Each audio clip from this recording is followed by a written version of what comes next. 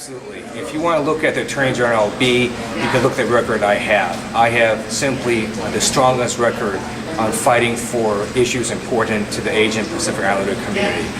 Two things I want to tell you that I did. One, our governor has had a very poor track record of appointing judges to the judiciary. There's about 16% minorities and women. I took over as chair of the API Legislative Caucus. I immediately went after him. I criticized him in the press. I wrote him letters. I did press conferences.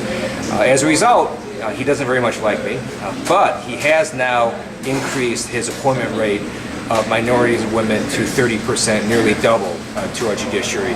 And I'm very proud that we don't have enough Filipino Americans who are judges, but we do have some. And certainly I also want to get into the state legislature a Filipino American for the first time. And so we need to work on that as well. And we need Filipino Americans at all levels of society. Second thing that I've worked on is foundations. If you look at the top foundations in California, they have systematically undergiven to Filipino American and other Asian American nonprofits. As a result, we get less than 1% of foundation funding, even though Asian Americans are 13% of the population in California, and Filipino Americans account for a large portion of that.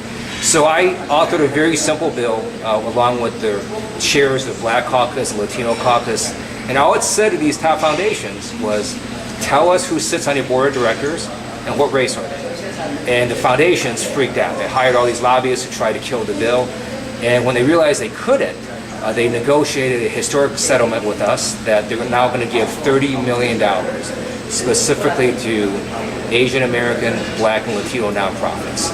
And in both these cases, with the foundations and with our governor, I don't think they were intentionally discriminating. I think they just hadn't thought about it.